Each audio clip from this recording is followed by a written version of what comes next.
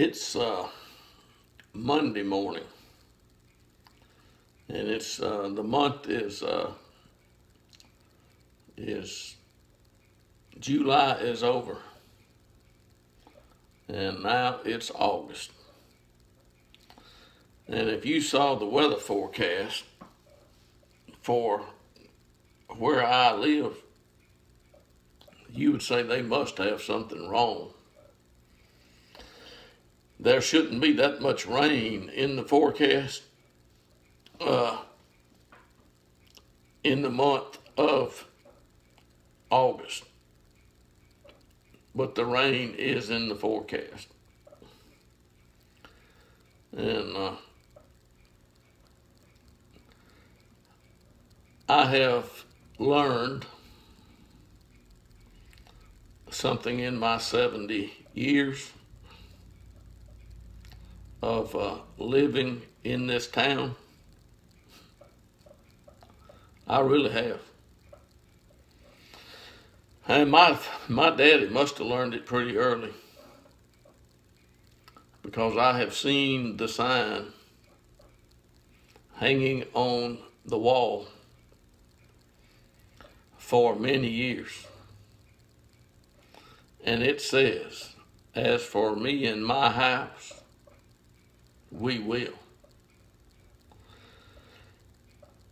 And he did.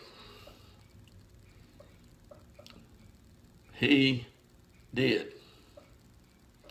And I think some people today really don't understand, like Jesus wanted people to understand when he said the things he did to the people he talked to. I really don't.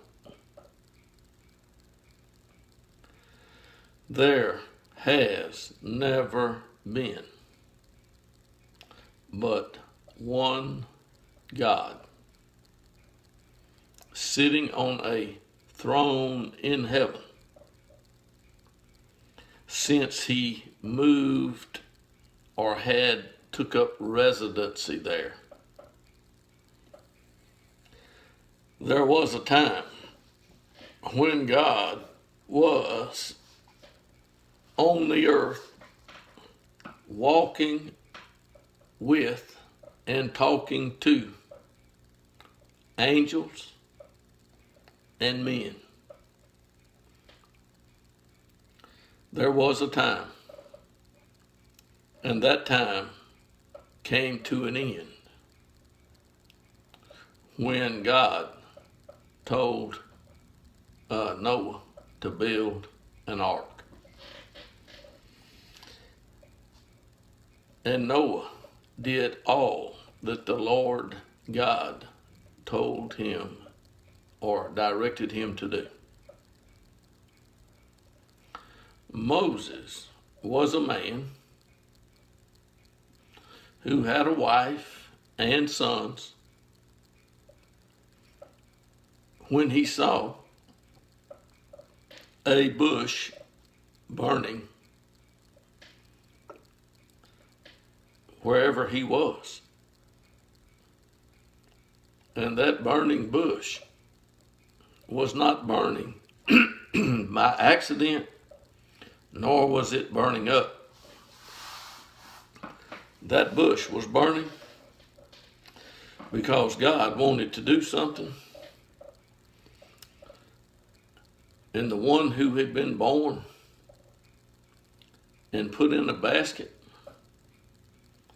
and looked after by Pharaoh's daughters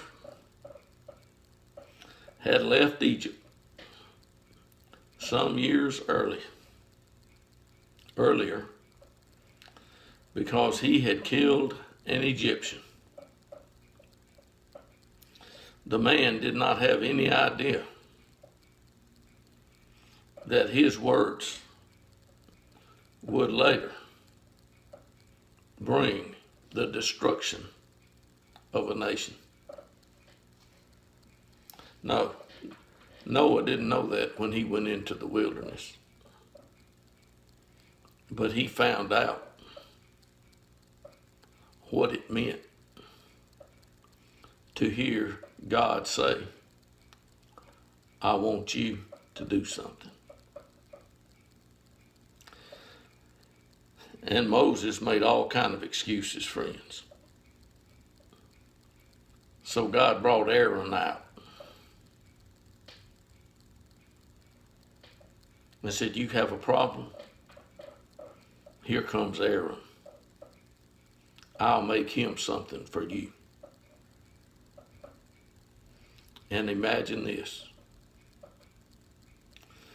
Moses nor Aaron ever mentions the name Jesus. Moses does find a man when he goes, back to Egypt after being in the place where he was for about 40 years. And there was a person there named Joshua. And he found one named Caleb. And he found other men who were sons of sons of sons of Jacob. And Moses was the one that was sent to Pharaoh, and he had a staff in his hand. He had that staff from the first day that he heard God say something until the day God told him, it's over for you. But I'm not through. And that's when God turned something over to Joshua. God had a son named Jesus. And out of Egypt he called his son. And his son grew up to be a Nazarene. And when the time came for the feast that had been appointed, the Passover, Jesus knew where he was going to go. He had been to at least 30 of them. And he knew why he was going to Jerusalem.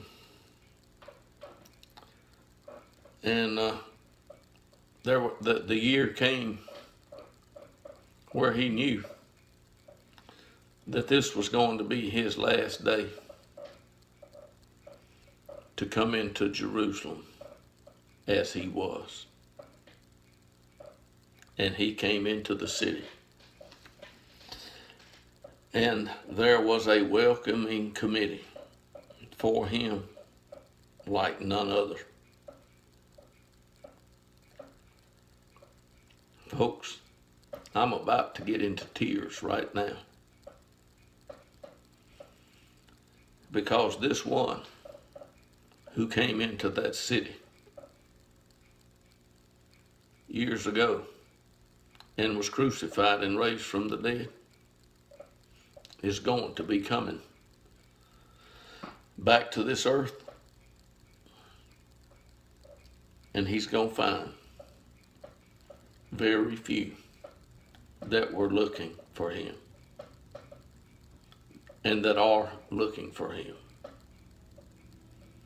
And yes, folks, God will send Jesus at the appointed time.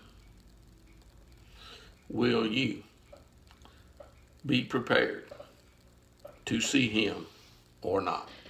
That is the question.